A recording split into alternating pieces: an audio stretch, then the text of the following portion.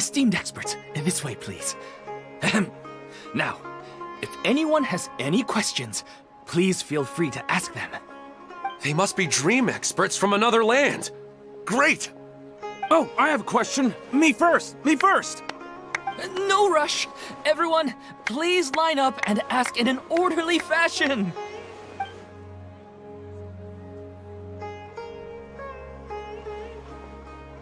Whoa. Paimon didn't expect them to be so enthusiastic. My question is simple. My everyday life is very difficult, so I would like to become a slime in my dreams. How can I do that?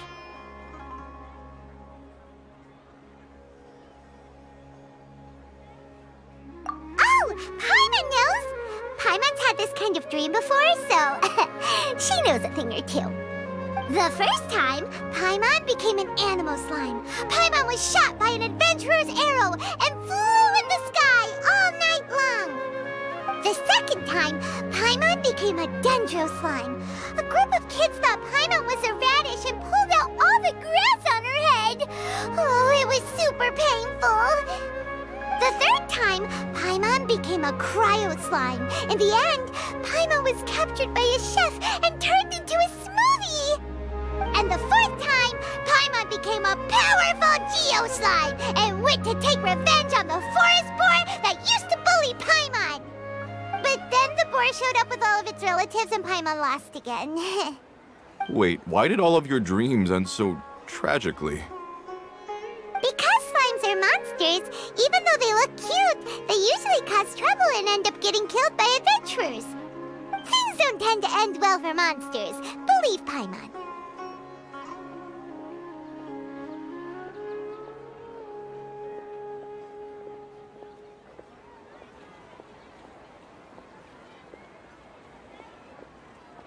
I suppose you're right. They are monsters, after all. I just want to experience a different life, but it seems that becoming a monster would be even worse than my current life. Maybe I'd be happier if I became just a regular finch. Or fish. Looks like being an expert is way easier than Paimon imagined. Next! Oh, it's my turn.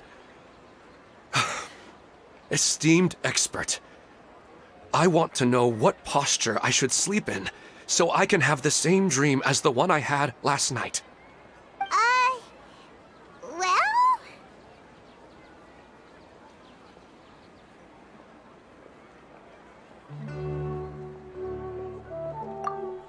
Hey, you're supposed to be helping.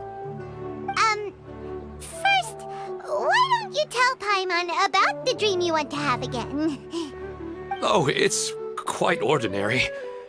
I sat and chatted with my wife on a sunny day, listening to the breeze blowing through the valley.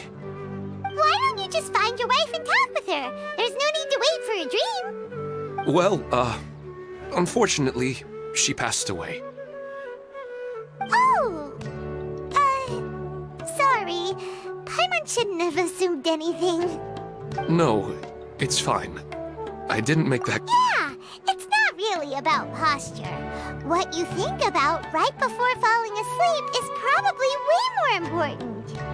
Oh, is that all I have to do? Think about it. If you're the one thinking about her, and you're the one that'll be dreaming about her, then it'll be easier to connect your thoughts and dreams. You do have a point. I'll give it a try tonight. Thanks for your wise advice. Oh, my turn, my turn. I want to know the name of the plant in my dream. I want to bring the souvenir box to my room into my dream. I dreamt of a raven flying over the wasteland last night. Does that have any kind of special meaning? Hey, no rush! One at a time!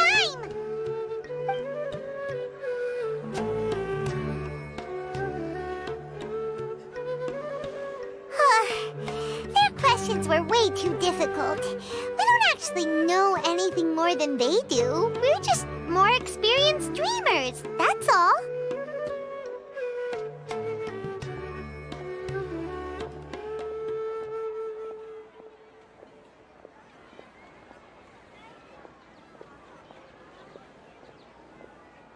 You do have a point.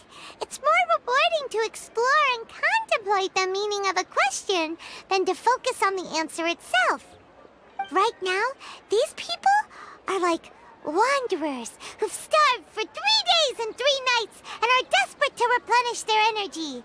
Any explanation they get now is like pure sustenance to them, no matter how good the explanation really is. Oh, and now that Paimon has said that, you know who comes to mind? Bingo! If she was here, she'd probably be making some similar analogy. Unfortunately, she's super busy right now and may not have time for gatherings like this. Dear experts, we have another guest who would like to consult you. But you saw how we answered all the questions just now. We're not really all that knowledgeable. Ah, but this guest is rather special.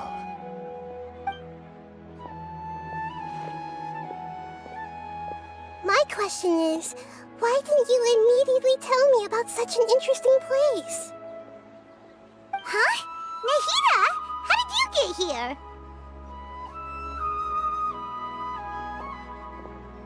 Interesting events like a moment of dreams don't happen every day after all. No matter how busy things are, I'd still set aside some time to check it out. Anyway, I really didn't expect to meet you here. Oh, right! If there's anyone that understands dreams, it's you! You should be able to help us answer all these questions. You're not wrong. All right, they can ask me anything. The more interesting, the better.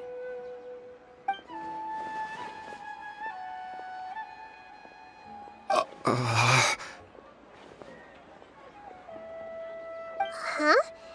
What's wrong? You were all so excited a minute ago. Why the sudden hesitation? Even so, it's not like I look super intimidating or anything, right? And in terms of reputation and renown, you've also done many great things in Sumeru, yet they didn't even flinch at you. Alas, the interesting questions have all vanished in an instant. It appears I'm the one spoiling the fun here. I'll see. Oh, that's not Nahida. I don't want to get in the way of the original purpose of a moment of dreams, which is to let people gather here and freely share their marvelous dreams. Now the atmosphere here is like water poured into a container. The water is more secure and settled, but it has lost its free-flowing nature from the river. I just want it to be another drop in the water, not the cold and restrictive container. She's sulking. Hey! It's all right, everyone! No need to be shy. The Dendro Archon is really nice, so please just go ahead and ask. Otherwise, she'll leave. All right. I'll give it a try. Oh, it's the slime guy. Hey, drop the nicknames, would you? Besides, I don't want to become a slime anymore. Maybe a finch or fish is more suitable for me. I see. I guess I just want to experience something different. My everyday life is nothing but the same. The sky is right above me, and the ocean just over the horizon, yet I remain caged in a life of monotony. So you want to experience something new in your dreams? Sorry, I'm getting a little confused. Why don't you seek out some new experiences in real life? Because if I don't work, I won't have any Mora. Sure, I don't want to be out hammering nails and cutting wood every day, but I have aging parents and young children to take care of. By the time this all dawned on me, I realized that my life has already been filled to the brim by trifling matters, and I have no more freedom. But if that's the case, then even if you became a flying bird or swimming fish, you will still be hammering nails and cutting wood in your dreams. The reason is you've already been caged. It doesn't matter what your physical body turns into. Your mind will still be stuck in the same predicament. Really? That sounds pretty terrible. Then what should I do? I don't know everything that you're going through, but how about replacing your hammer? Huh? Replacing my hammer? That's right. Having worked for such a long time, you of all people must know what makes a good hammer. Well, of course. A good hammer needs to be heavy enough to drive the nail in with just a couple taps, and the handle has to have a good grip to it, not too smooth. Come to think of it, I haven't replaced my current hammer in quite some time. You should replace it. Then decorate the handle with something you like. Maybe some ornaments, fur, or hard leather wrapping. Then, write the names of your children on it. That makes sense. I think it'd give me a good boost of energy at work. A new sense of adventure often begins with the little things in life. You don't need to become a bird in the air or a fish in the sea. You only need to do your best in life, and all those things you cherish will become your source of happiness. Yes. Yes, I get it now. This is a real eye-opener for me. I'll go and pick out a new hammer right away. No, I should make one of my own. Thank you, Great Dendro Archon. That's Arnahita! Only you would know how to get right to the heart of the problem. Actually, I didn't really understand the problem. Huh? I gave him that advice because I once saw a worker doing the same thing. Whenever he became tired, he would look at some names on the handle of his tool. After a moment, he'd start to smile. It really surprised me at the time. My guess is that the names on the handle were of important people to him. After observation, I know this kind of behavior motivates people. But why is that? Is it because of excitement, anticipation, or helplessness? I really don't know. And even if I could know what's going through his mind, it's still difficult to fully grasp his feelings. Oh, Paimon gets what you mean. Huh. Paimon had no idea it takes you so much effort to understand these kinds of things. That's why I was a bit nervous just now. But luckily, seeing his happy face in the end reassured me that I didn't say anything wrong. Don't mind me, though. This is just my way of learning. Hey, don't forget about Paimon! Everyone knows that Paimon's also super skilled at reading people's feelings. Thanks, you two. That makes me feel a lot better. Let's move on to the next question, shall we? I already asked the experts my question earlier, but I wanted to hear the Dendro Archon's response too. What should I do if I want to see my deceased wife in my dreams every night? Longing for the deceased. Even if you keep reliving those beautiful memories, it'll only highlight the emptiness in your real life. If your wife were still alive, she certainly wouldn't want to see you like this, would she? No, I suppose not. But our time together in my dreams is not just reliving our past together. I don't know. Maybe it's because I miss her too much. But it's really as if she had come back to life in my dreams. She even remembers each and every dream.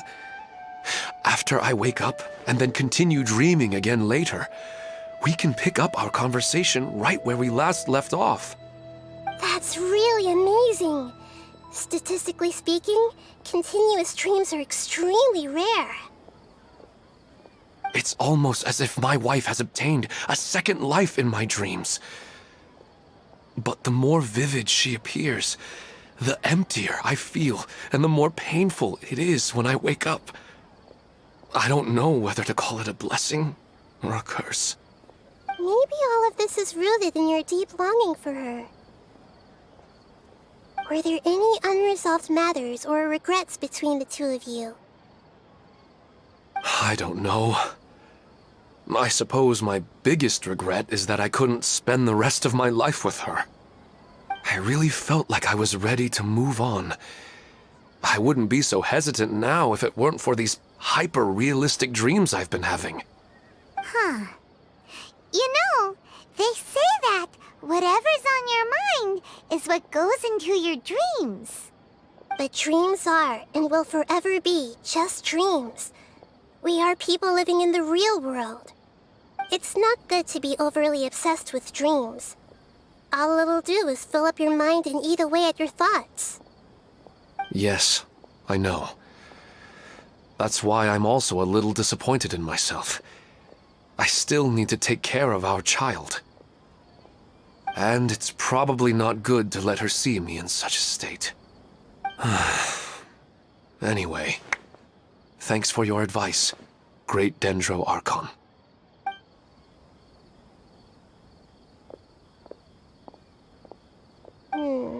I'm a little worried about him. I hope he can find a way to cheer up soon.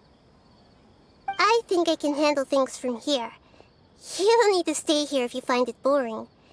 You're here to have a good time, after all.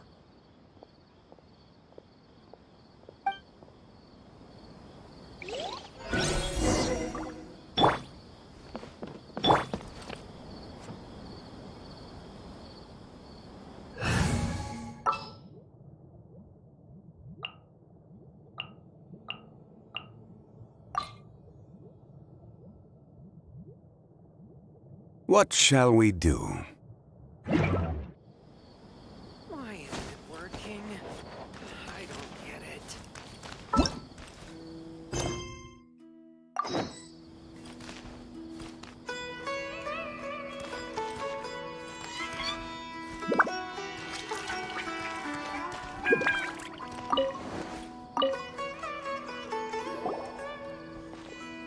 Are you feeling any better now? Yes. I think the Dendro Archon made a really good point. I need to stop dwelling on my wife like this and move on with my life. Now that I think about it, my wife and I always meet at a familiar place in my dreams. I know where that place exists in reality, but it's a bit far and dangerous. I don't dare to go there on my own. But at the same time, I feel as if I should go and have a look anyway. Perhaps I'll be able to move on once I see that there's nothing there.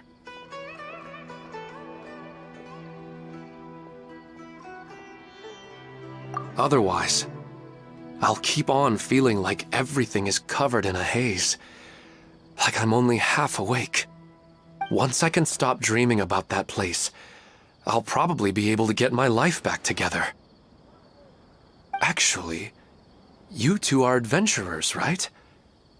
If it's okay with you, could you escort me to that place? Yeah, it might also be a good chance for us to unwind. Even if you can't see your wife there, taking in some nice scenery will definitely help cheer you up.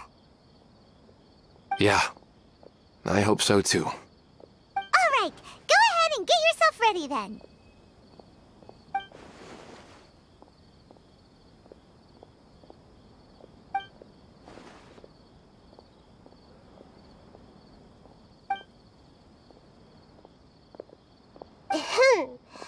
Are you headed off to some interesting place without telling me again? Huh? Wait, aren't you supposed to be answering questions? I just finished, and I really got a lot out of it. So many interesting and novel thoughts. Anyway, it looks like you're going somewhere. Why don't you take me with you? Oh, there's no need to trouble you, Great Dendro Archon. I imagine you must have many other important things to deal with. No need to stand on ceremony. Besides, I wouldn't have asked to come along if I didn't have a good reason. I wanted to use this opportunity to discuss with you some things that are puzzling me right now. Huh. I didn't know the Great Dendro Archon could become puzzled too. I'm not all that different from you, you know. Alright, let's go. We can talk on the way.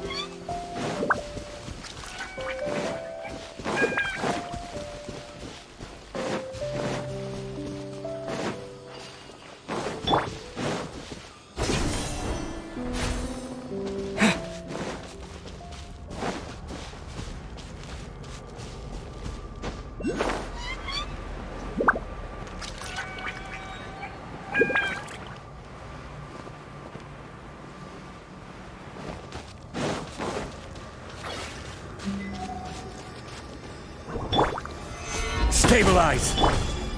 Surrender! One with nature. Propagate!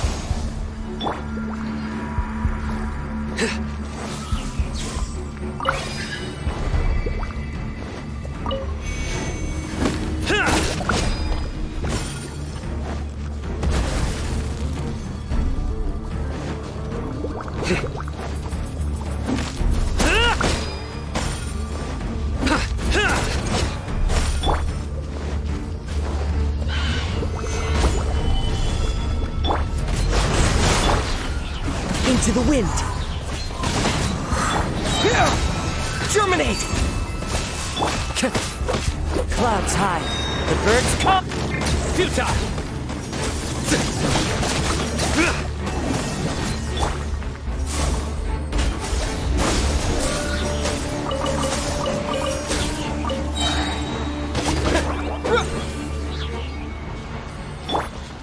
The wind knows me.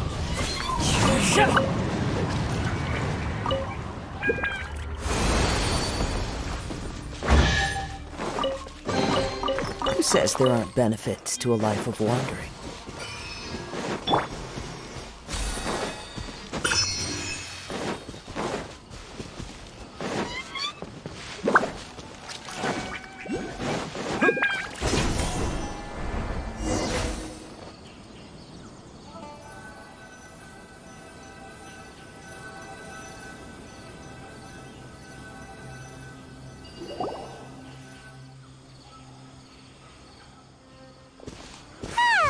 It's always nice to go for a leisurely stroll. Do adventurers often go to places like this?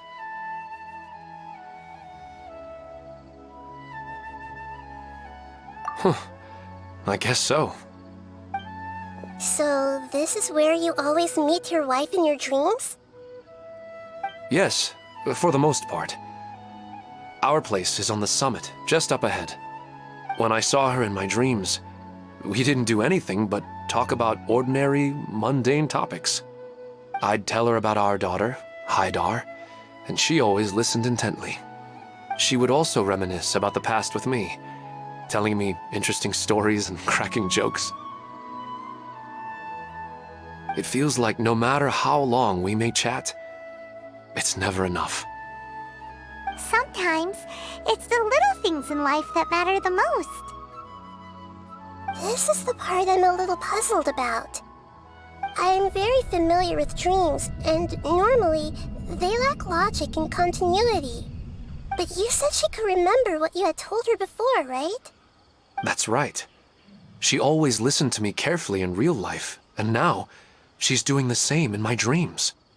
She always surprises me with some details from our lives in the real world. The fact that she can remember such things makes me feel like she's alive. Whoa, that's pretty weird. Well, dreams are kind of weird to begin with. However, the problem is that his dreams have too much structure and continuity. Most dreams are far more fragile than you can imagine. For example, a loud noise outside your window in the real world could cause your dream self to get loaded into and fired out of a big cannon. Another example. If you're thirsty in the real world, then you might find yourself trudging through a desert in your dream. But the appearance of your wife seems unusually stable and unaffected by any outside interference. Statistically, this should be extremely rare. I don't understand it either. But I have no reason to suspect or reject these dreams. They're too beautiful.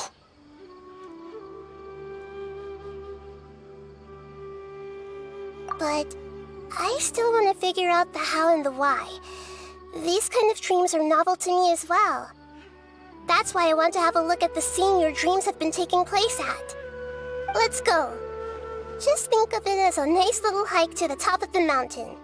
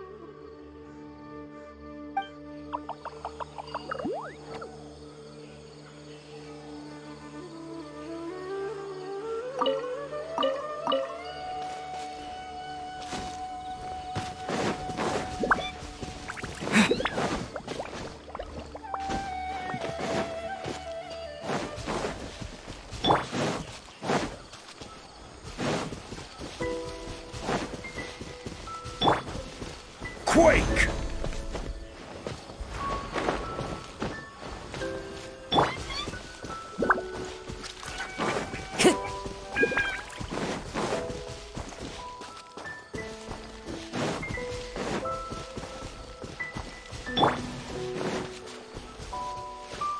Propagate!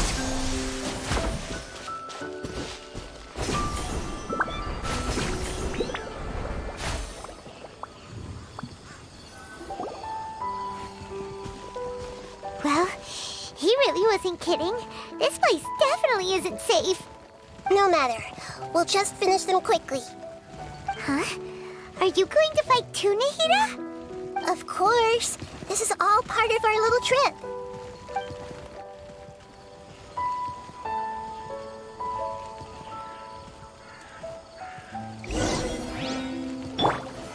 Solidify!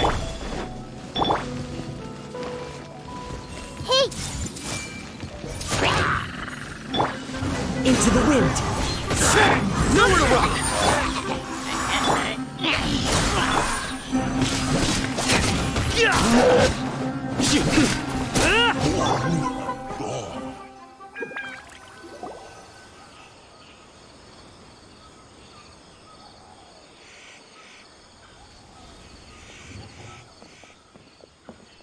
The scenery here is amazing! It also seems like a great spot for eating snacks and taking a nap. Paimon wouldn't mind spending some time here every day either. I've yet to see anything strange about this place. I do not plan to deny the power of longing. Such an intense but unquantifiable emotion could indeed have the power to organize dreams. His wife must be a really amazing person. Huh? Wait, where'd he go? Oh, so you are waiting for me here? Well, guess what? I've brought someone amazing with me today. When the Dendro Archon said she wanted to come with me, I could hardly believe it. I'll bring Haidar once I'm more familiar with the way here. She's been telling me that she really misses you. Huh? What's wrong with him? There's nobody there. Wait, Minar.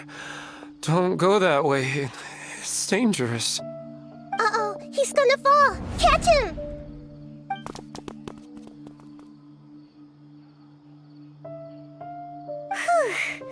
Luckily he didn't fall. But what was all that rambling about? He also looks like he's passed out. He's in the dream now. What he said just now matches almost perfectly with the dreams he's described to us earlier.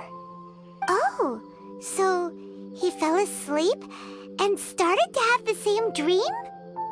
I find it a little strange as well, but we mustn't awaken someone while they're sleepwalking. All we can do is sit here and wait. Huh? Minar. Where's Minar? Oh, good! You're finally awake! What happened?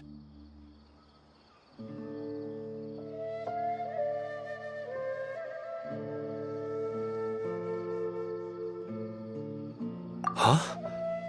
Sleepwalking? Oh, right. It was all just a dream. The moment I reached the summit, I saw my wife, Minar, sitting there, and walked over to her. After I introduced her to you, she seemed a little flustered and started walking away. I told her to stop because of the cliff, and then she seemed to suddenly disappear. A strong wind started to blow around me and the sky grew dark. When I realized something wasn't right, I woke up. That sounds pretty wild. Maybe you were just too tired. I don't think so. I slept a lot yesterday, and I don't feel very sleepy now. Maybe we've affected the way his subconscious constructs dreams by following him here. Anyway, all that matters is that you woke up safe and sound. I think I know what happened now. I'm sorry. If it weren't for you, I would have fallen. Let's head back now. Don't come back to this place again for the time being. Oh, okay. Nahida, what's on your mind? Paimon's a little worried now. We still don't have enough evidence to work off of, so it's hard to draw any reliable conclusions yet. But I'm concerned that Ilmon's case may not be unique to him. Oh, right! Come to think of it, there were lots of people from the event who had vivid memories of their dreams. Right. And not only at a moment of dreams, there may be people like this all across Sumeru. We need to understand what's happening and the rate of its development as soon as possible. Then there's no time to lose. Let's head back. Stop standing there, Ilmon. Let's go.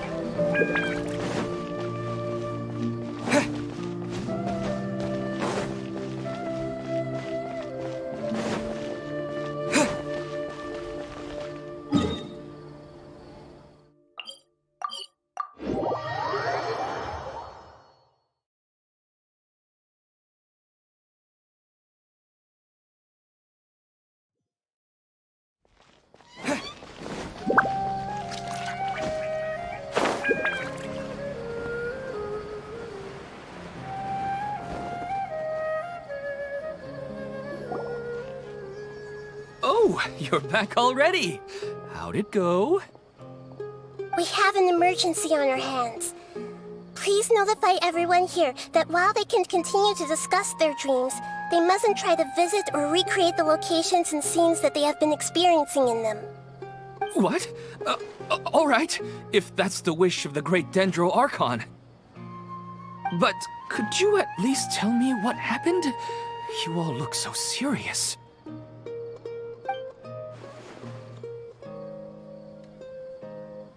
I see. I never knew even a dream could be so dangerous. Don't worry. I'll be sure to notify all the event participants and inform the other staff members about what has happened. Using the event registration list, I should be able to contact more people that were interested in dreams and warn them about the situation. Thank you. That would be very helpful. Let me confirm if all of today's participants are still here. Atta has already left. It seemed that he was on his way to make a hammer, so that shouldn't be a problem. Oh, wait a second. Where's Katya? Has anyone seen Katya? Has she already left? Oh, I think she already left. She said there was somewhere she wanted to go. Oh no. Did she want to look for the place from her dreams too? Can you tell us where she went? Yes, she did briefly mention it. Somewhere near Chatrakam Cave. Alright, thank you. We'll go look for her. Please help us tell the others not to do anything reckless. Sure thing. Who would have known things would have turned out like this?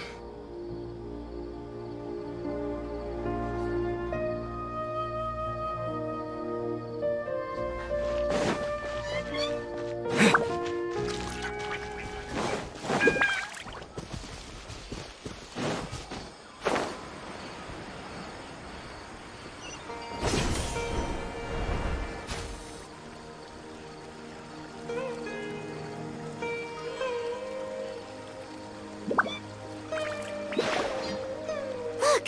She's sitting over there! And surrounded by monsters! Come on, let's rescue her.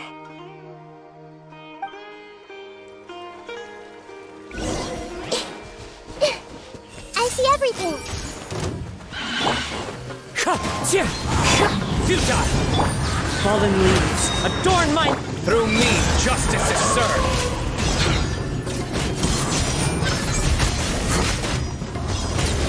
Guilty! She seems to be in the same condition as Ilman earlier. Yes, but luckily she hasn't been injured or jolted awake yet. Let's carefully move her somewhere safer. See you tomorrow, Professor Aisha. Huh? Why am I back here again? Dreaming? But what about Professor Aisha? Oh, I see. It was all just a dream. Well, that makes sense. After all, it hasn't changed a single bit. Huh? What's it? Nearly 20 years, and it still hasn't bloomed.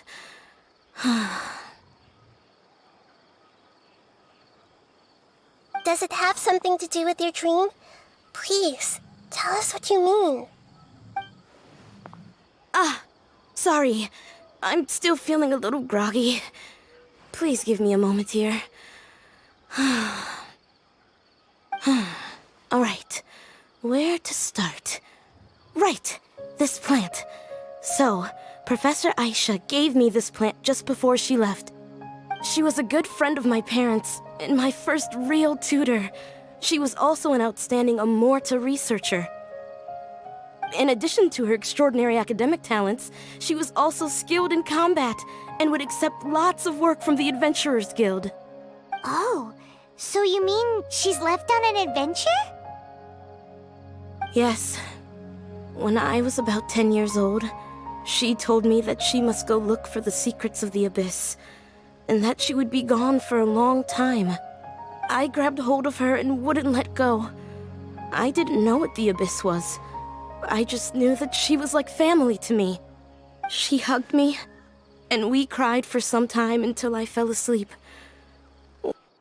When I woke up, I was already back home. She still decided to leave, but had left behind a letter for me saying that I was the person she cared for most in this world. She claimed that investigating the Abyss could help more ordinary people protect the people and things they care about. She had obtained some important evidence during her past adventures. If she didn't set off right away, she might miss the perfect opportunity. Guess Ad Astra Abyssosque isn't just a slogan. She left a seed in the letter, telling me that if it sprouted and bloomed, then she'd come back no matter what sort of risky situation she was in. She said she looked forward to seeing me all grown up. But strangely, I've tried watering it, feeding it, everything I could think of. But I've never been able to get it to bloom.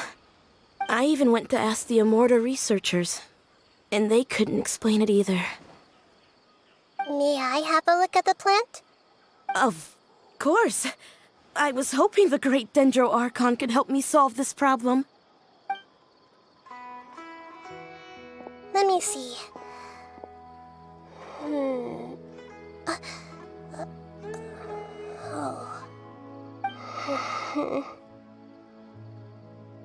Huh? We've never seen that look on Nahida's face before.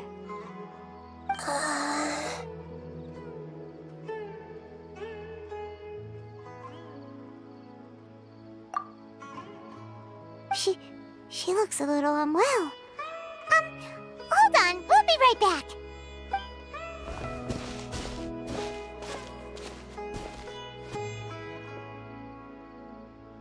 What's wrong, Nahida?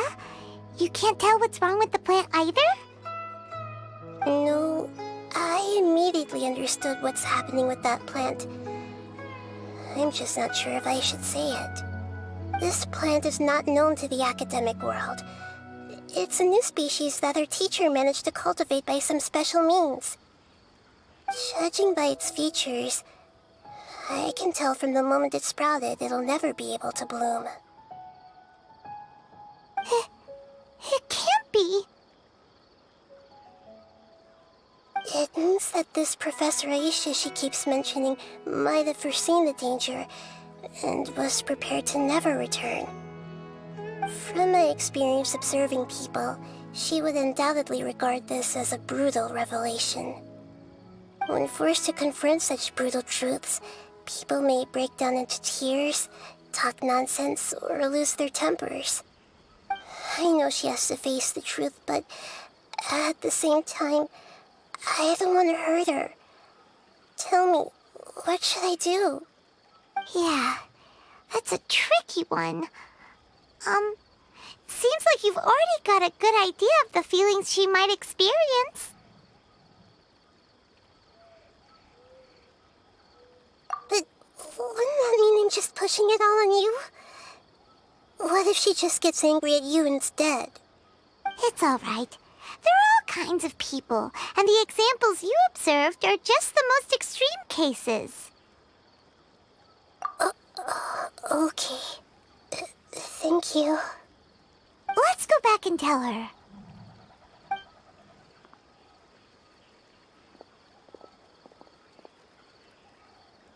Huh? It'll never bloom? But how's that possible? If a plant is unable to bloom, doesn't that mean it can't reproduce either? All that's left for it to do is slowly wither away. Are you saying she never intended to return? Seriously? So everything she said was a lie? But she meant well. Since the separation was inevitable, she hoped that you would be able to come to grips with such a cruel parting a little later in life.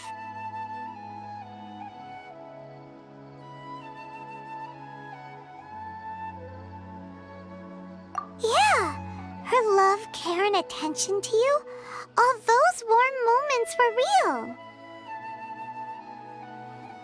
I guess she had hoped that you could understand and respect her choice after learning the truth. I see. Sorry, I don't want to sound ungrateful, but it's just so much to take in. The dreams are so beautiful. Yet reality is heartlessly cold. I really thought she had come back. I had so much to tell her. These dreams may not be as pure and beautiful as they seem. Some kind of power may be exploiting your feelings. Really? Yes. So with that in mind, until our investigation is completed, please return to the event and ignore any further temptations from your dreams. I see. Thank you for rescuing me, and sorry for the trouble. Luckily, the plant didn't get hurt either. Otherwise, I wouldn't have anything left to remember her by. Thanks, Traveler and Paimon. She seems to have finally accepted the truth, but I think she'll still need a long time to come to terms with her feelings. I saw her waver the moment you mentioned love. It was almost like a gentle rain, arriving just in time to put out a fire that was about to spread. It's because people have something called empathy. Empathy? I see. This is valuable knowledge indeed. By the way, you said there may be something that's trying to exploit their feelings. Any idea what that might be? Yes. What's common between Ilmon and Katya's cases is that they've both lost someone dear to them. And now, they get to meet the people they cherish in their dreams again, and the people feel more real than anything a regular dream could hope to create. Instead of interpreting it as a result of their longing, I have to consider a more antagonistic explanation. Someone is taking advantage of their longing. Yeah, they're just causing these people to dream. What are they after? This is exactly what we need to investigate. Anyway, let's pay another visit to a moment of dreams. I have a bad feeling about all this. I hope things haven't gotten any worse.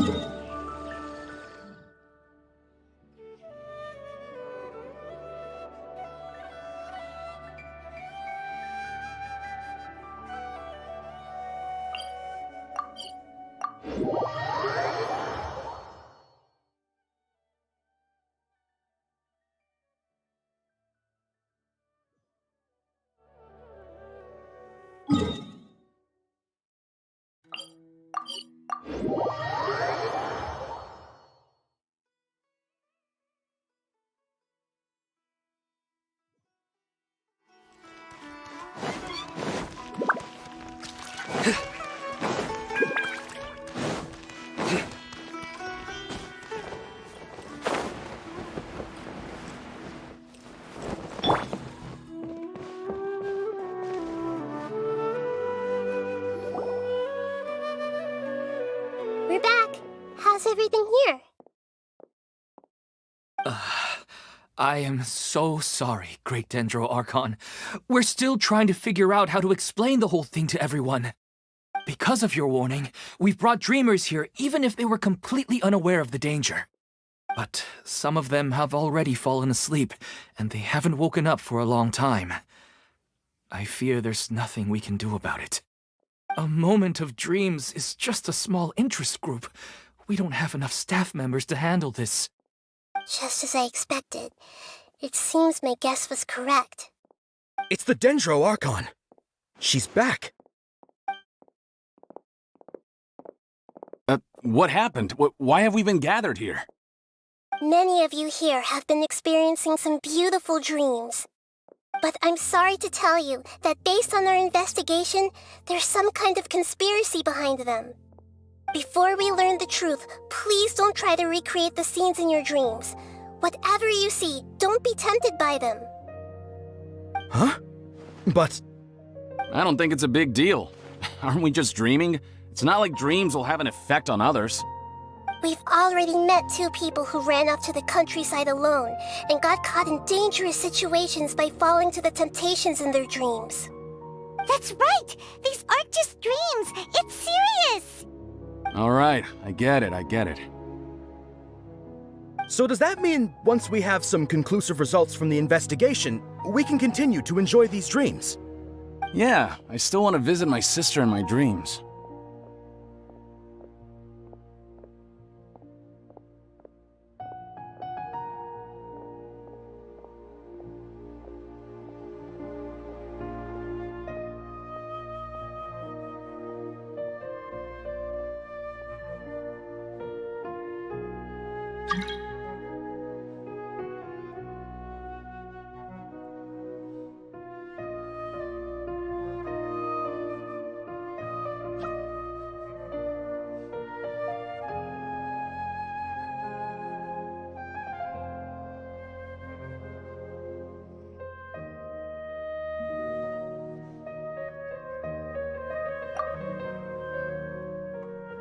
I'm sorry if what I'm about to say sounds a little offensive, Great Dendro Archon, but We had a discussion with the folks who just arrived here.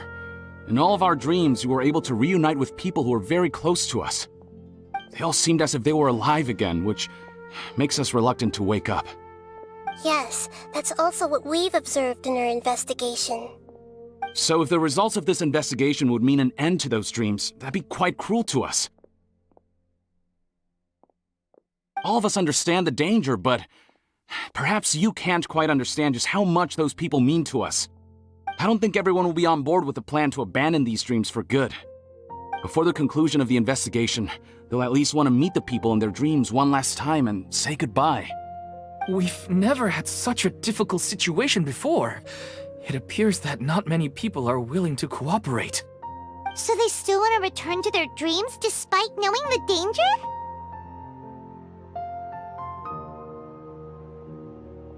That's right. Compared with these sweet and beautiful dreams, our warnings of danger are dull and emotionless.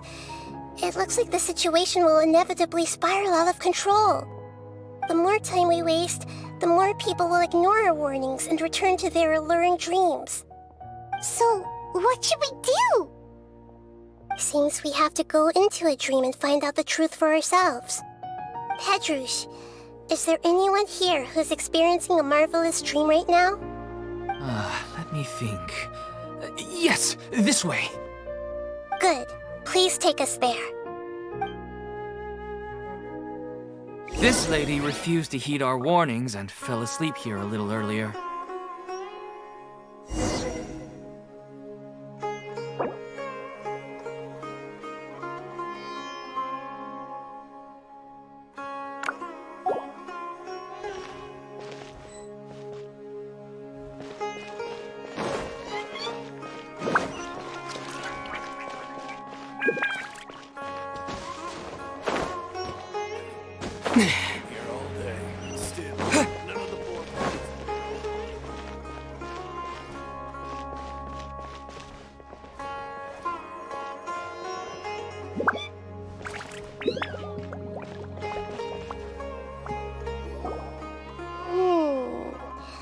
She's only asleep and hasn't started sleepwalking. It seems she hasn't sunk too deep into her dream yet. Do we also need to fall asleep if we want to go into her dream? Don't worry about that. I'm Lesser Lord Kusanali after all. Now, don't be nervous. Just close your eyes. Imagine yourselves as waves gradually rolling onto the beach. You slowly wash over the shore and sink into the sand.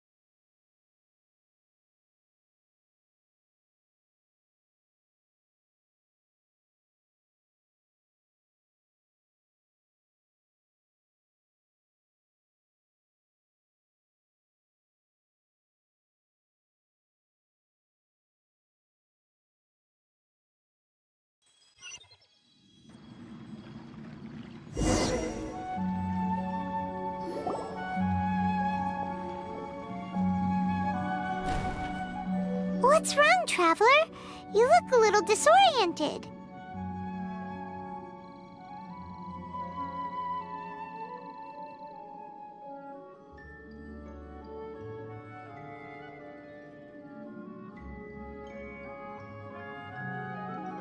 Oh, okay. Just remember that Paimon is always here for you. Anyway, seems like we've made it into the dream. I thought we would arrive at some familiar scene. But we seem to have landed in a completely unfamiliar place. Whoa!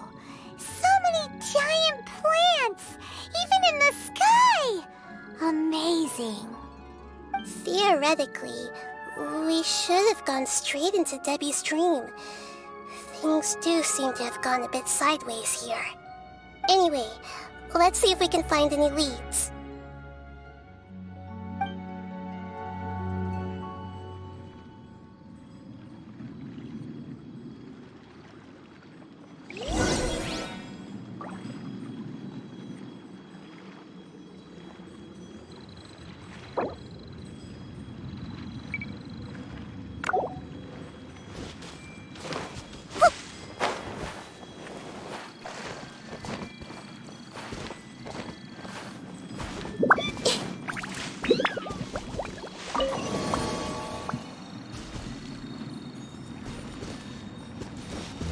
Everyone hold hands!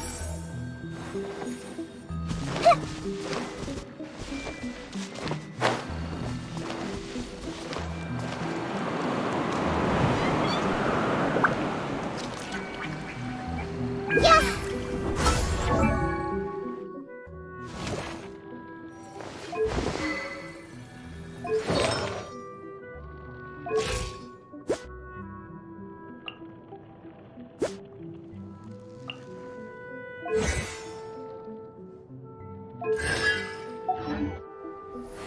I see everything! Stabilize! Time to go. The wind knows me. Nowhere to run! Ha! Yeah! Ha! Everyone hold hands! Futile!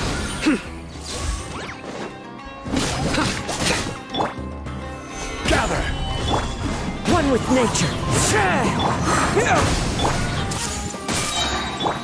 Nowhere to run!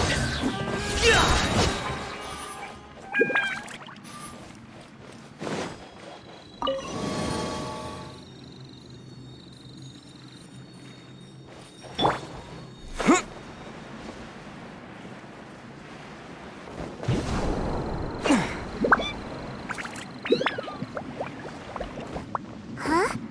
A door? Wonder where it could lead. Oh, it's not like we have any other way to go now. Let's go in and have a look.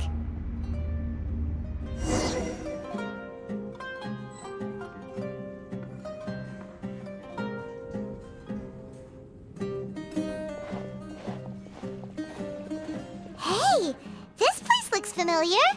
Isn't it Puspa Cafe? Oh, Paimon sees Debbie! She's right over there!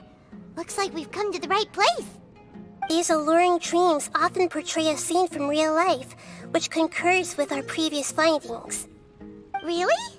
But what about that space we were in just now? You can't mean... this is another collective dream? Yes. Given that so many people have been experiencing these beautiful dreams, I would say it's very likely that they're interconnected.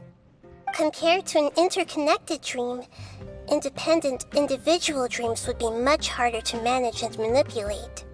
Ah, Paimon gets it now. Well, let's go talk with Debbie. Oh, but there are some other people next to her. Are they dreaming too? If this space is exclusive to Debbie's dream, then the others beside her are most likely the people she cherishes. Anyway, we should confirm that first, just to be sure. Huh. How do we do that? Just leave it to me.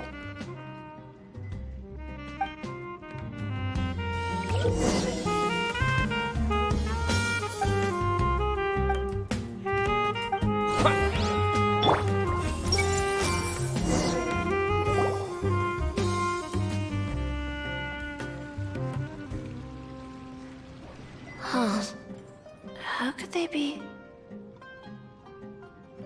Well, I guess it doesn't matter. Huh? She sounds a little hesitant.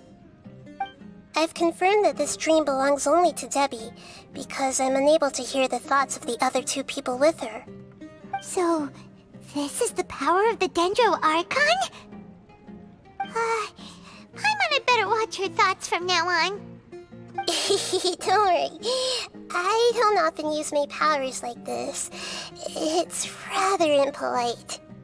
Alright, I need to get myself ready. It won't be easy to break it to her, but there's no avoiding it now. The Great Dendro Archon! What brings you here? I'm sorry to interrupt your celebration, but have you noticed that what's happening here doesn't quite match up with your memories? I don't quite understand. Great Dendro Archon. What do you mean? I get it! The Dendro Archon is trying to say that it's a once-in-a-lifetime opportunity that we're able to gather here. Hey, how about a cup of coffee for all of you? My treat. We just returned from a fruitful adventure. Memories. A once-in-a-lifetime opportunity? Think carefully. You of all people should know what really happened to them. Are you sure that meeting here and chatting the day away like this isn't just a product of your own wishful thinking? Yes. The reports from the Steambird were true. The ship they were on struck a reef and sank. And I never heard from Basima and Gaspar again. Hey, come on now! What are you talking about, Debbie? Yeah, trust your memories. Nothing you see here is real. I get it now. This is a dream, isn't it? But since it's my dream, it doesn't matter if this is real or not. I enjoy the way things are here. I no longer have to face the tragedies of real life.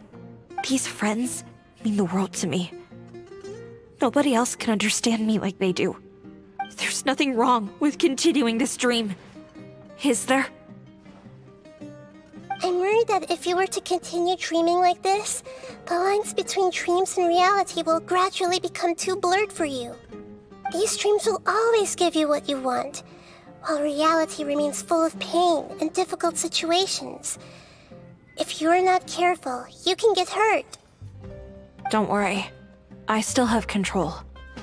I won't let it go that far. Are you sure? Hey, how about we put all this troublesome stuff aside and get back to our coffee and snacks, Whether it's just a dream or real life, you should be happy. You can't just brush off something like this. We don't even know how you people got here or where you even came from.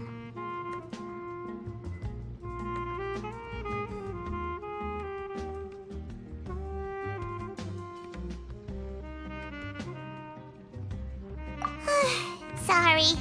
Paimon didn't mean to upset anyone. No, it's alright. I understand that you're just trying to look out for me. It seems that for now, this place is still relatively harmless for you. But I wonder if there's any way to go deeper into the dream.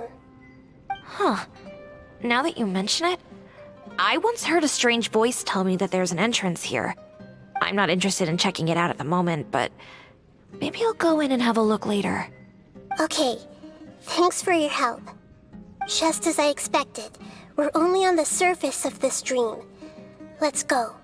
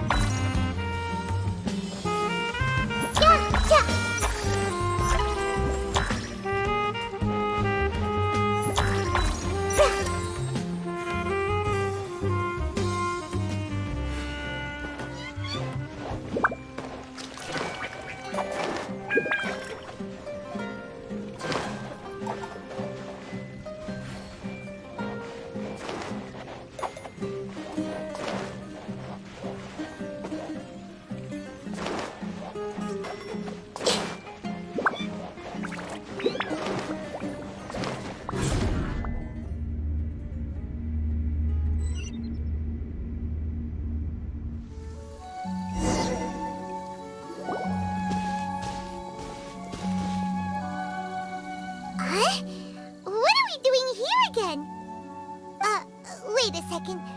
We were just up there. No, down there? Did we go up or down? Don't panic. This is how dreams work. We've left Debbie's dream, but the dream is still continuing onward. I'm not sure where it'll lead us. This dream has the ability to create imaginary people, which is why people are so unwilling to wake up. If it weren't for what we just saw, Paimon might still find that a bit hard to believe.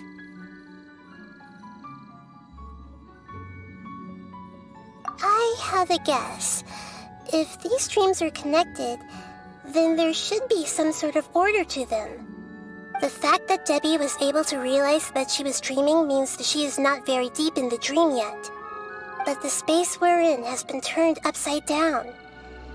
Do you remember the characteristics of dreams that I mentioned earlier? Oh, right! Dreams are chaotic.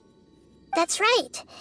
It's possible that we're heading deeper into this dream now, and the deeper we go, the closer we'll get to the essence of the dream. Right! So the answers might be waiting for us deeper in the dream!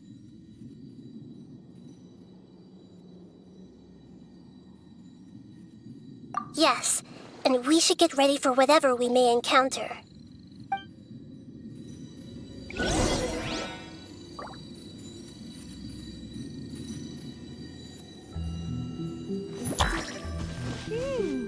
It looks like we may need to put something inside there.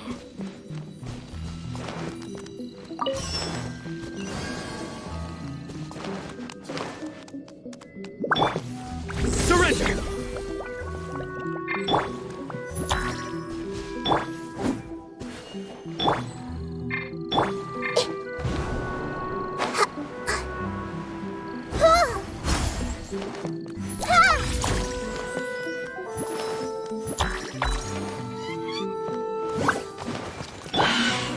Solidify! Propagate! Into the wind! The Temple of Wisdom! Zuta! As one with wind and cloud! Stabilize! Judgment is upon you! Their penance is due! You stand condemned!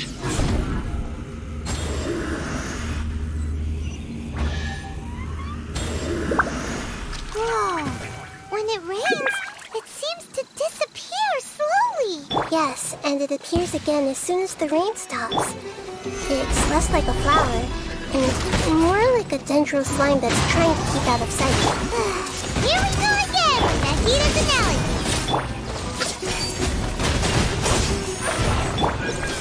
Stabilize! Huh? Are we back up here again? Wait. Paimon's confused. Are we up here or down there? Good thing we didn't fall.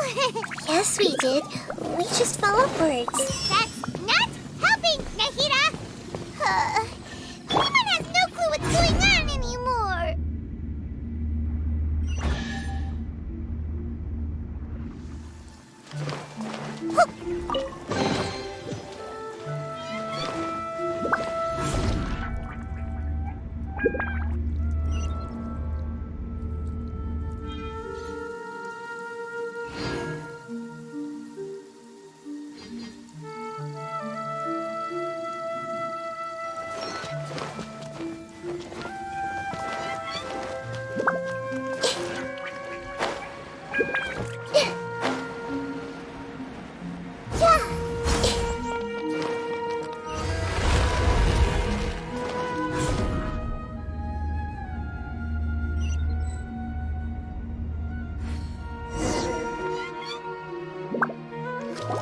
Wait, weren't we already here a little earlier? This is probably Ilmon's dream. Huh? Why would he start dreaming again?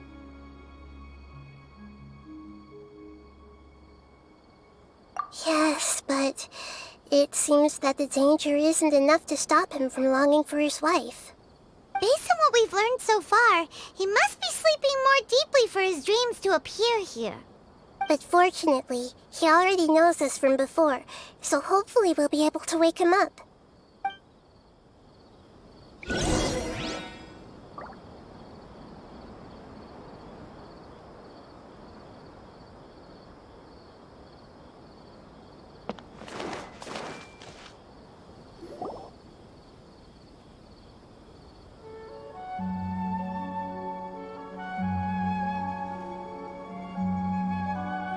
Ilmon!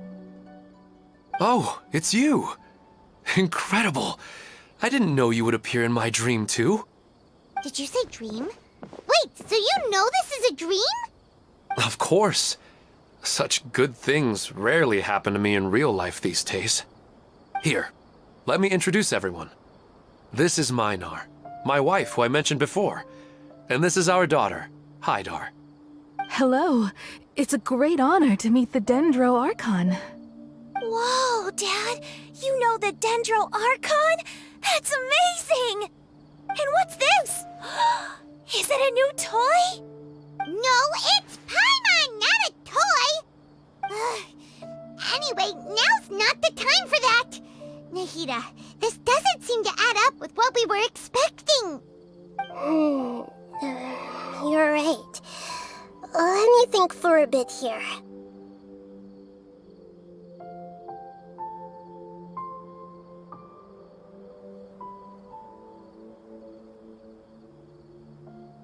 Oh, right! We didn't see him in a moment of dreams earlier. Paimon thought he'd gone home. Sorry. I just had to make sure that Hydar could get a chance to see her mother. I had gotten pretty familiar with the hike, so I brought Hydar with me. I'm just glad we didn't meet any monsters along the way. Yes, I'm glad too. I didn't expect her to grow up so fast. It must have been very hard for him. I regret not being able to fulfill my role as a wife and a mother. No, don't talk like that. Let's leave all that unhappy stuff behind for now. Even if we're in a dream, it's still a blessing that we've been able to reunite in this way. What should we do now? Should we tell him the truth? You can let me break the news. I should be the one to do it. I'm sorry, but I should tell you that your dream did not create us. We are real people with our own consciousness. Like the last time we met, we are still investigating this dream, and we've already learned some things about it. So you mean there's something nefarious with this dream as well? Ilmon, what's going on? It seems the reunion of our family is destined to only be temporary. Huh?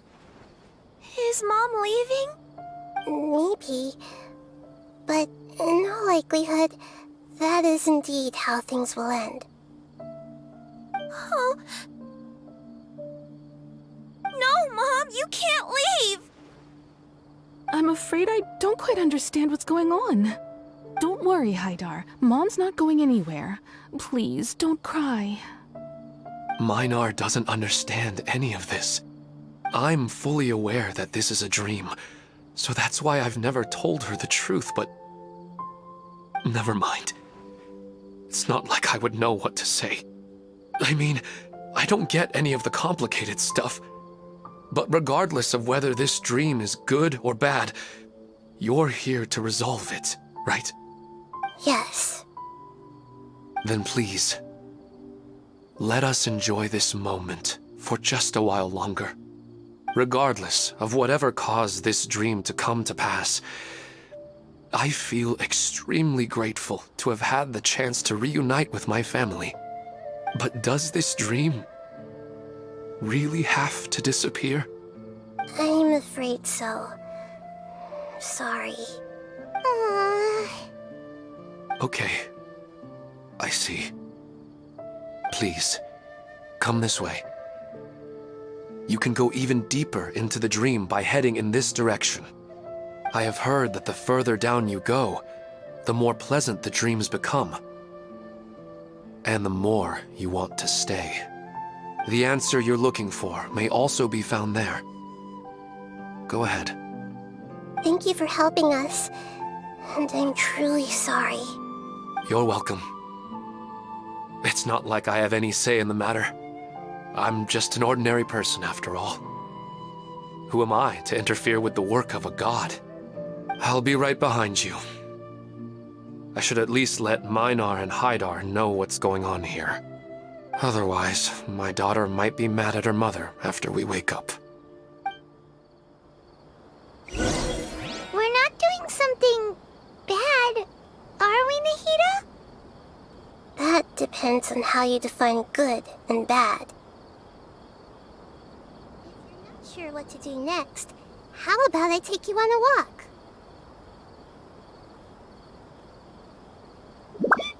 Hey! Is this too cruel for Hydar? How can I ever get her to come to terms with this?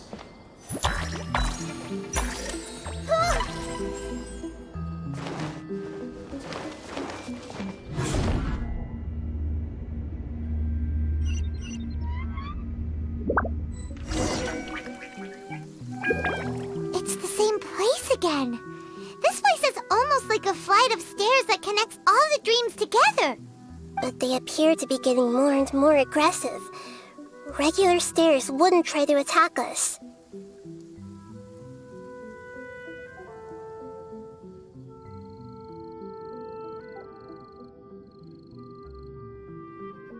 Right.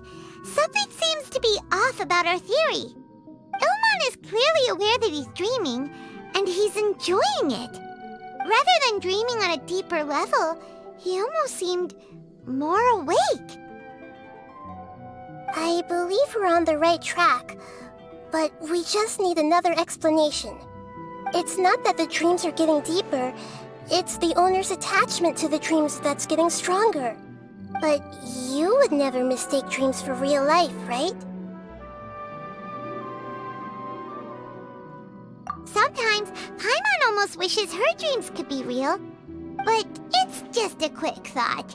It's not long before Paimon's thinking about other things, like sticky honey roast. Listen, we're real beings living in the real world, and that's where our focus should be. This also explains the insubstantiality of our dreams. No matter what they may become, we don't really care. But if we decide to abandon reality and embrace our dreams, then our dreams will become far more substantial. Oh, wait! Paimon's starting to get it now? Your mind will begin to build the dream far more attentively, which in turn will make it feel more real.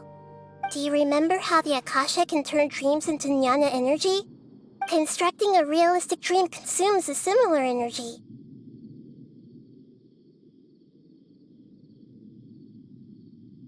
Does that mean there's a host of these dreams here like Milu during the Sabzeruz festival? If we wake that person up, this collective dream will end, right? Most likely. But the collective dream in Sumeru City was created by the Akasha, and now the Akasha has been turned off. This has nothing to do with the Aranara, and humans are not capable of creating a collective dream, which means...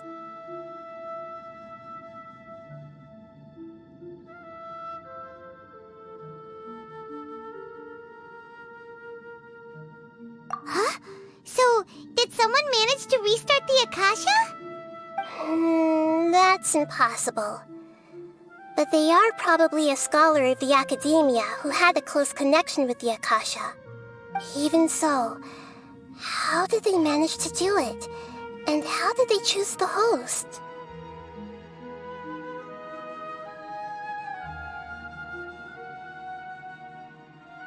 Yeah, we haven't gotten to the end yet. Once we know their motive, all the questions will resolve themselves.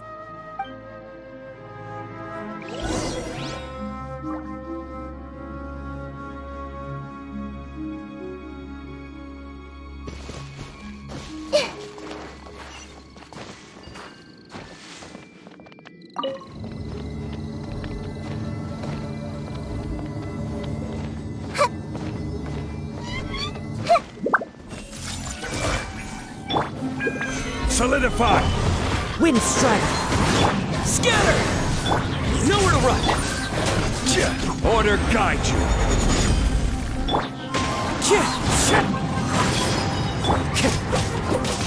Propagate!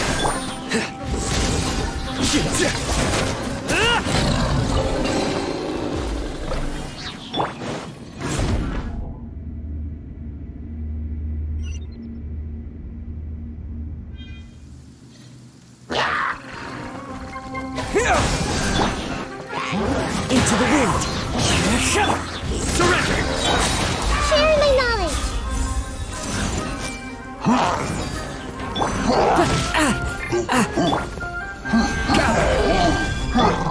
Everyone hold hands.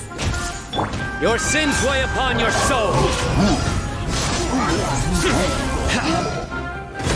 Your penance is due!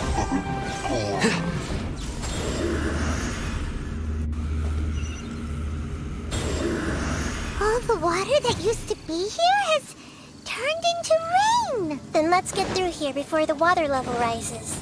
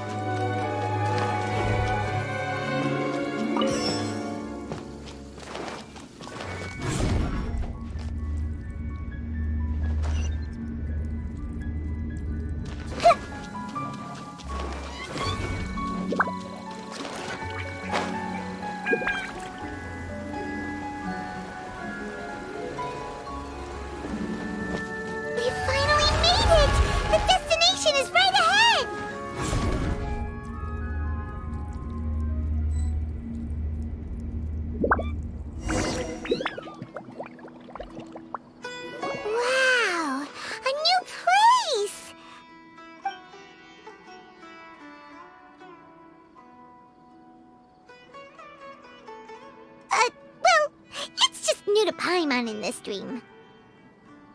This should be the final destination. Huh? Really? Yeah, these are just ordinary city streets.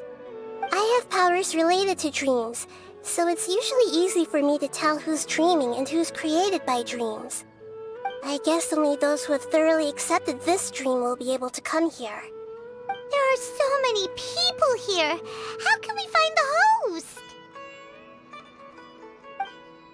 Don't worry. I have a way.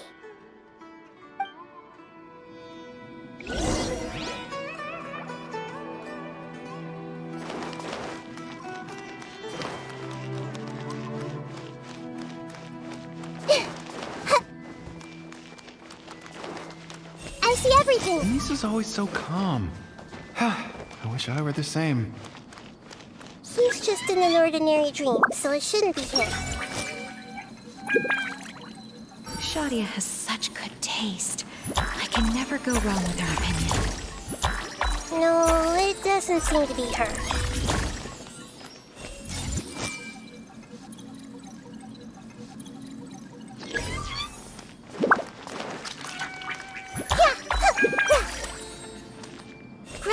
Grow! Hey!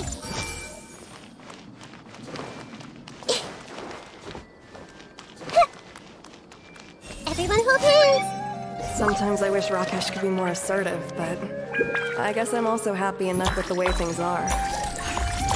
No, it's not her, unfortunately.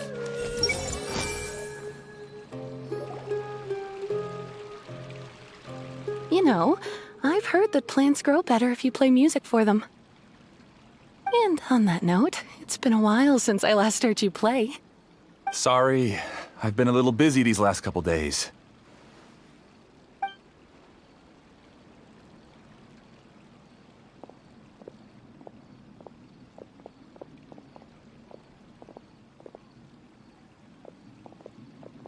Oh, the Dendro Archon. What a pleasant surprise. Oh, welcome, Great Dendro Archon. And your companions, too. Welcome. I'm Amira. I run the flower shop here. And this is my husband, Moses. Yes, how may we help you? You already know all about me. There's no need for all the pleasantries. Perhaps I should call you the dream's owner? As expected of the Dendro Archon. I'm sorry, Amira. It seems my research has attracted the Dendro Archon's attention. Why don't you go back to the flower shop? I'll come help you a little later. Okay, of course, dear. I'll see you later.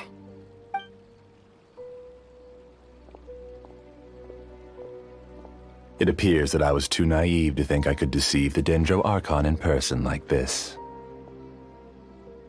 To avoid looking like too much of a fool, allow me to ask the first question. How well would you say you understand this dream? This dream was built by the Akasha, and it has the power to create imaginary people who no longer exist in the real world. As for you, you found a unique way to become the owner of this dream, going so far as to have even given up the ability to wake up again. Given up the ability to wake up? Impressive! You truly are the embodiment of wisdom.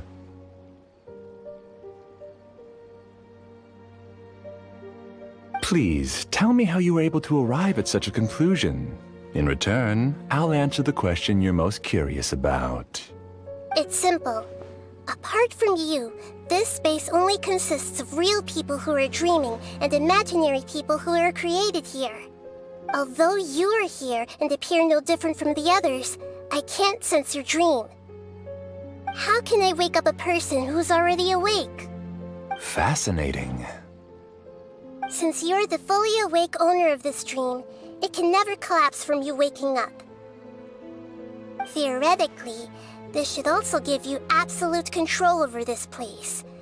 I have to admit, it really doesn't get much better than that. But even knowing all of that, one question remains. How did you do it? Isn't the answer right in front of you, great Dendro Archon? It's because I've dedicated my entire reality to this dream. I uploaded my entire consciousness into the Akasha when it was still running.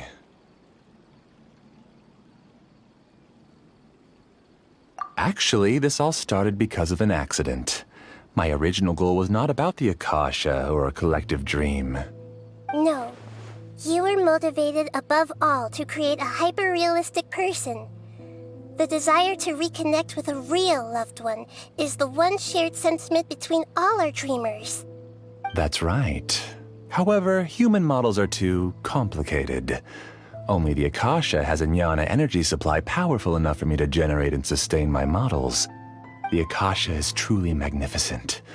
If I siphoned a minuscule amount of its energy, nobody would even notice. And even this minuscule amount of energy was already more than enough for my purposes. Even using just crude methods, I was still able to train a fairly realistic person. I named my first work Amira. Huh? You mean the girl we just saw? She and I entered the academia on the same day. Starting with admission procedures, we bumped into each other 6 times on just that first day. And because of that one day, we eventually went on to fall in love. We studied, conducted research, and made breakthroughs together. Our rhythm was always in step.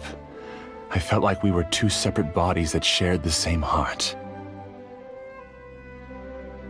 However, Elazar later took her from me.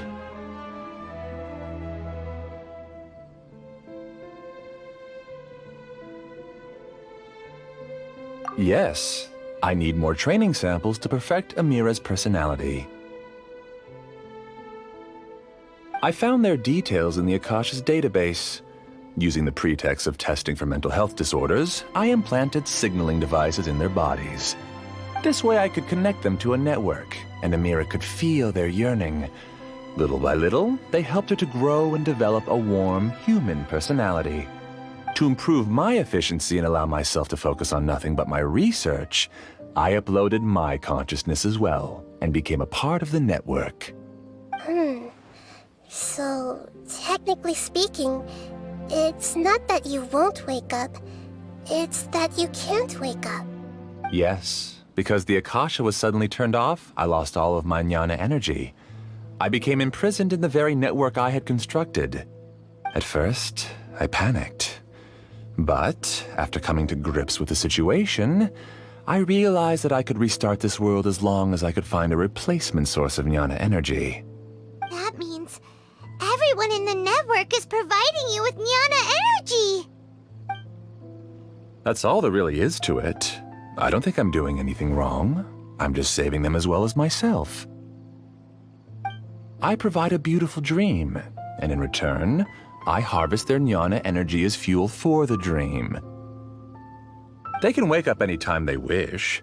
People need to sleep anyway, so why not have some beautiful dreams while they rest? I agree. This is the home we spent a great deal of effort on to build for ourselves. Yeah, she's right. We're staying here of our own free will. I don't understand this at all, but I just want to spend some more time with my family. I don't want them to be sad. Thank you, dear. Great Dendro Archon, I hope you can understand. You don't need to gather around here. It's all right. The Great Dendro Archon is nothing if not kind and considerate towards her people. She won't interfere with what we're doing here. Uh-oh, now he's playing dirty!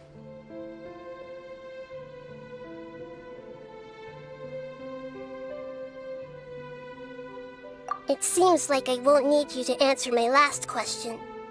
You're willing to tell me all your secrets because you have nothing to fear. If you use real people as your weapon and turn them against their Archon, then there's nothing the Archon can do. They just want to be with the people they cherish. I don't think there's anything wrong with me providing them with that opportunity. They don't wish to eternally part with their spouses and friends. What's so wrong about that? If you understood humans a little better, or had also experienced firsthand the absolute devastation of loss, then perhaps you wouldn't be so cold towards us.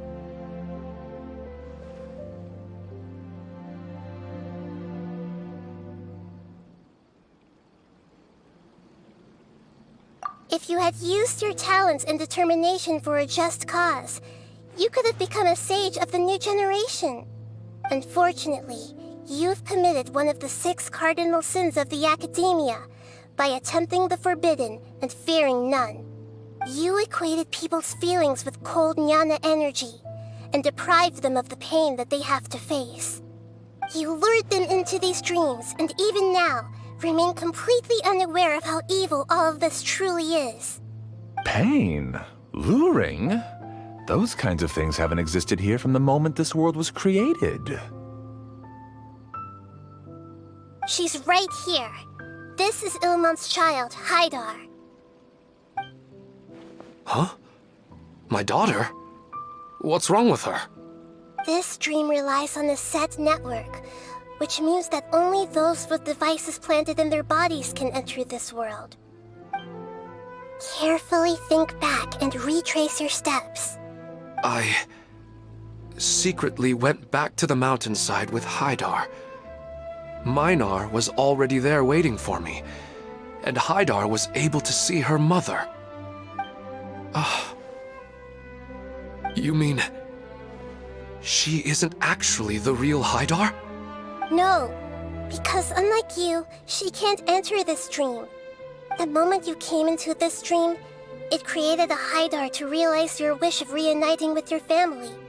So, tell me, where's the real Haidar?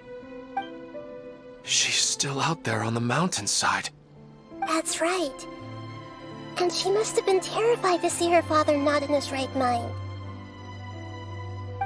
Not to mention the monsters in that area. The situation is very dangerous. If Haidar's still out there, then... What are you talking about, Dad? I don't understand. I must wake up right now. I can't leave her there alone. Oh. It seems the others have also remembered something. People try to avoid pain and stay in their perceived bubbles of safety out of an instinct to protect themselves. This is human nature, but it is also one of their weaknesses. However, why are there still so many people striving to move forward, even when they know the path ahead is dangerous and painful? It's because people don't only live for themselves. They have families, loved ones, friends, and communities. They have dreams that they are still trying to achieve. But in this dream, you showed them only the most comfortable and soothing things. This entire world has been built on the foundation of buried and unseen pain. It's all just a well-devised scam. It seems like I've stayed in the dream for too long. I still have so many things I haven't done. I thought gods didn't understand humans. That would have explained why they created such a flawed world where countless tragedies took place. I didn't expect you to arrive at the answer through sheer power of observation. But unfortunately, it means nothing now. If you wanted to spend a little time in the waking world, go right ahead. In any case, I wanted to spend some time alone with Amira. As long as this dream continues to exist, you'll come back. Humans aren't as strong as you think, and even if you're a god, they won't always listen to you. It's time to purge all the extraneous data and noise.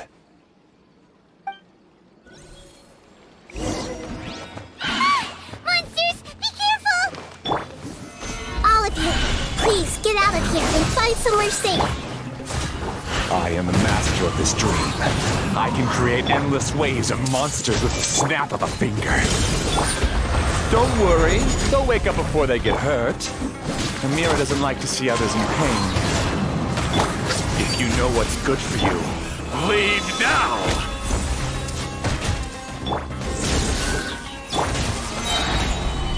Through me, justice is served.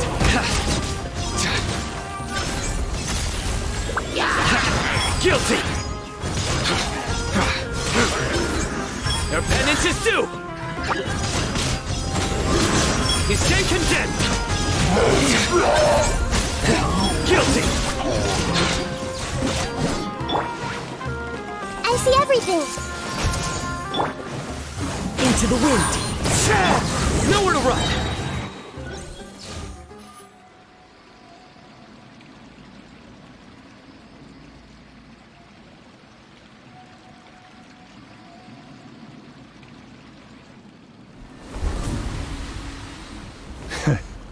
You haven't won just yet. This dream is mine!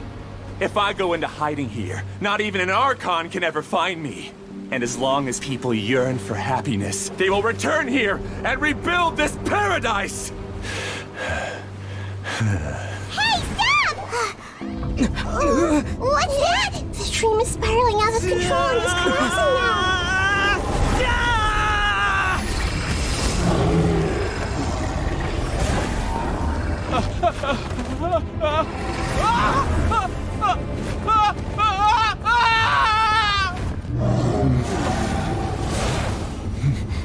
Oh no. Amira! Amira! Amira!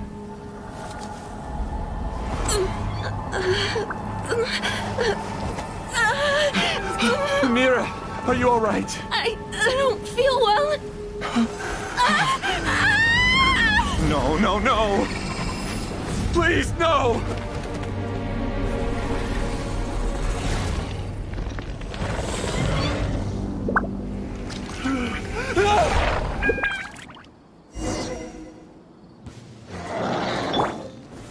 Stabilize! Get away from there! Don't ruin my flowers! What should I do? Where did it go? Left because he doesn't want you anymore. Germinate! Judgment is upon us!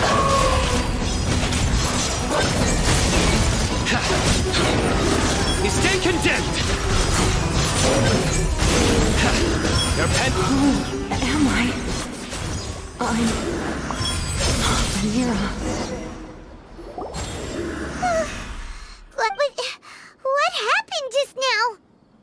is not very proficient in using the Akasha's technology, and he spent a lot of Jnana energy creating monsters. Now the system is out of control. All the people he created also turned into monsters, including Amira. It's terrible, even for a dream. Even Paimon's freaked out. Paimon can't imagine what they're going through. The good news is that the chaos seems to have subsided. Now we only need to wake up the people here and let them return to their real lives. Amira. My dear Amira. They're all gone. It was just a big dream after all. I couldn't change my fate, and my knowledge turned out to be useless. What a cruel world. Do you still think this is our fault? I don't care about that anymore. The Jnana energy used to sustain this dream has all been transformed into monsters. This dream will soon collapse and my consciousness along with it. Let me disappear with Amira. I'd rather turn into dust than to ever wake up again. It seems that everything that's happened is too much for him. He's lost all hope.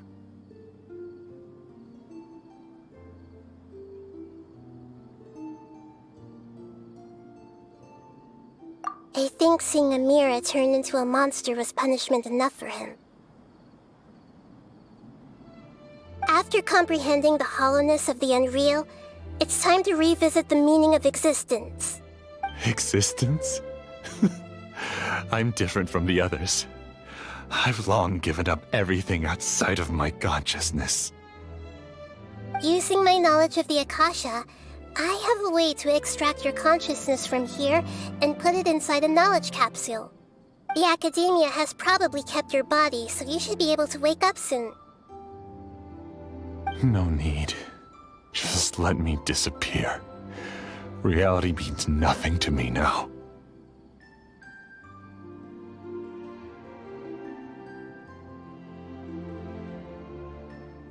This isn't compassion. I won't let you escape your punishment by simply disappearing.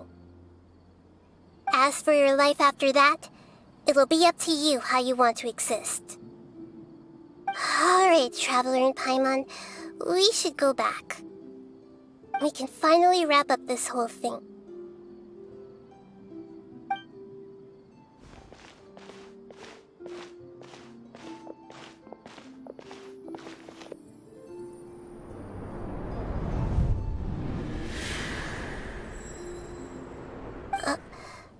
Uh-huh?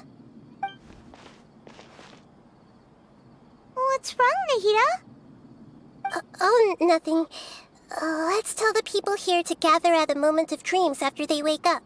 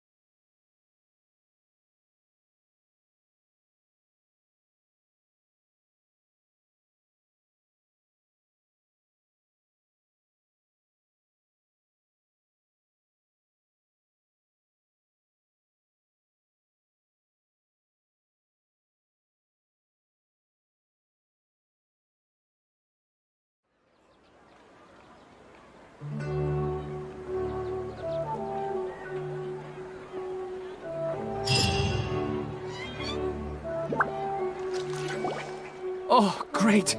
You're awake! Everybody has started to wake up, and we've heard similar reports from around the city as well. From the looks of it, you were able to successfully resolve the issue. Yes, though it took us a good deal of effort. There will be many people gathering here shortly, so please do your best to maintain order. I need to go to the academia with them now, but we'll be back soon.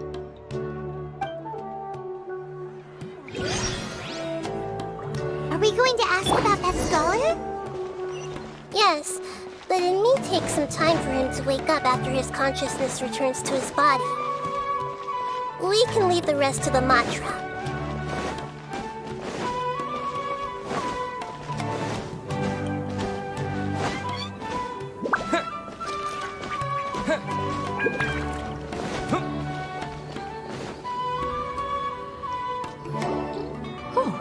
It's the great Dendro Archon. How can I help you? I would like to check the registration records of a Kashara War scholar. He should be— Okay, just a moment. Sorry to keep you waiting, Dendro Archon. We have confirmed that there's a scholar named Benuni who's been unconscious for a while. The cause was improper operation of the Akasha. He hasn't regained consciousness yet, and is still receiving treatment at Bimarstan. Huh? Isn't his name Moses? I guess he didn't want to be recognized or bothered by anyone. Please, give the knowledge stored in this to the Matra and ask them to import it into Benuni's brain. Understood. But for safety reasons, I need to know why. It's simple. This contains his consciousness. It's long been trapped inside of a dream. He's committed an act that affected the safety of Sumeru. After he wakes up, I'll inform the General Mahamatra of all the details. I see. I'll take care of this right away. Thank you, great Dendro Archon. No problem. Alright. Everyone should have gathered at a Moment of Dreams by now. Let's head back.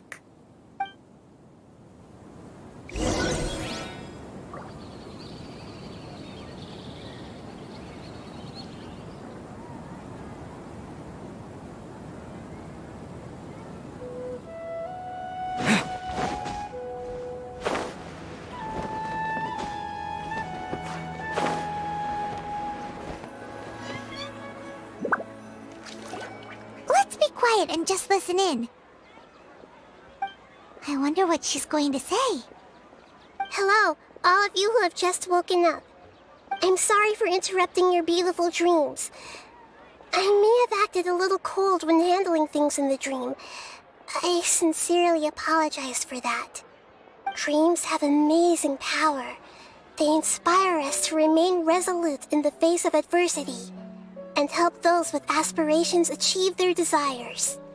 But dreams also have the potential to exploit people, confuse the senses, and distort the truth. Unfortunately, you are all chosen as prey for an elaborate scheme. As I've said before, I am still learning, and cannot fully empathize with the pain of all the loss you've experienced. But just take a good look around you, and you'll see many other people who have had similar experiences. You should be proud that you've been able to gather here and look toward the future together. The path of life is long, and it's hard for us to see the destination. This leads us to ask a lot of difficult questions. What's the meaning of life? What's the purpose of my existence? Why do I keep experiencing pain and loss? Of course, the most comfortable choice is to stop progressing. Give up thinking, and just keep repeating whatever you're already familiar with. Whenever you have such thoughts, just look at the people and things around you. Some people work hard all day so that their families can have a hot meal on the table at night. Some people travel all over the world in order to create art that resonates with all of Teyvat. Some venture in search of the world's secrets to prevent rapidly approaching, yet still unknown, world-shattering catastrophes. Life is not just about yourself. Each and every one of your actions shapes you and the world around you. Look, friends and family will remember what you've done, and even some people you've never met may benefit from your actions. Therefore, many people will strive forward to forge new paths, even if they have to endure great pain to do so. Once you begin your journey on that same difficult yet rewarding path, you'll come to know the answers to those big existential questions, yet they will no longer feel as life-defining as they did before. But if you were to believe that life is nothing but an empty, ephemeral dream, then that's also the only thing it'll ever become. You're free to choose how you want to live your lives, but as your Archon, I should first make this information known to everyone. In the end, it's up to you whether you want to embrace a beautiful dream at the cost of your real life. Nahida said she wanted to speak with us alone. It seems like she went to the plaza in front of the academia.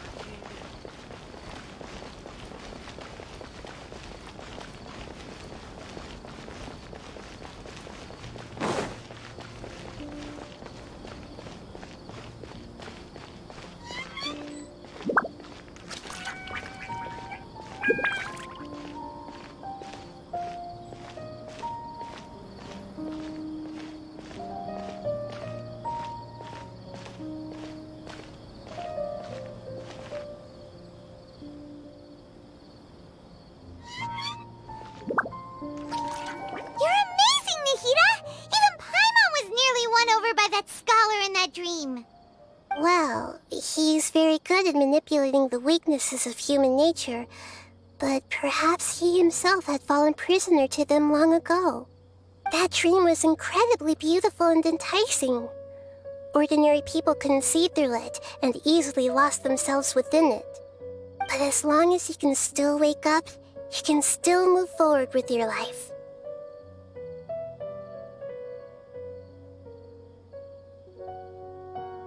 Huh?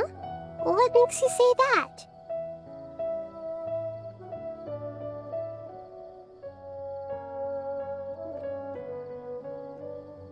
Right! You said that you didn't understand human feelings, but we saw how considerate you were with all these people. Your speech just now really connected with everyone. You did a good job! Thank you. I've heard a lot of sad stories along this journey, and several of them have touched my heart. You can't say that the victims of the dream really did anything wrong, and what they wanted was also not unreasonable. That's why I could understand them when they tried to resist us and protect the dream. But all of my understanding and stirred feelings probably can't even account for even 1% of the pain they've experienced. I don't think this 1% can be seen as an example of what you call empathy. You're too hard on yourself, that's for sure.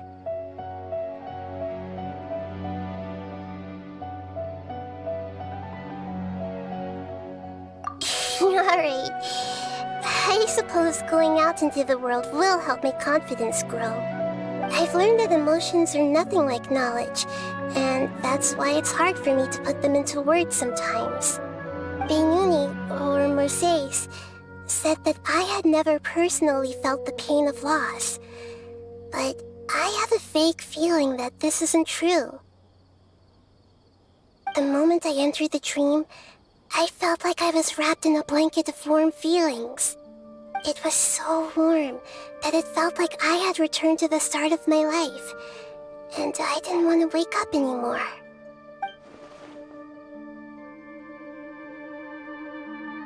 But when I opened my eyes, the feeling was gone without a trace. If I have to make an analogy for it, I would say I can no longer see words on a piece of paper after they have been erased, but I can still see the slight indentations of where the words had been written. But now that I've experienced this dream, I think I can say with confidence that I won't dwell too much on the meaning of that warmth. It's enough that I can tell I was once supported by that warmth, and its existence has allowed me to get to where I am today. If I dwell too much on its exact nature, I would be putting the cart before the horse. I gave a speech to inspire my people. So if I were to fail to live up to those words myself, then that would be too embarrassing.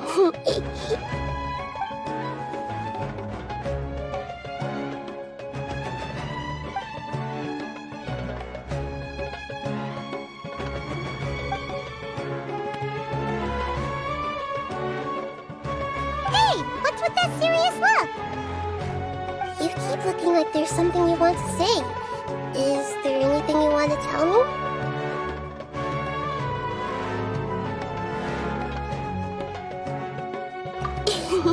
Okay. Since we just woke up, let's stretch a little bit. A new day is about to begin.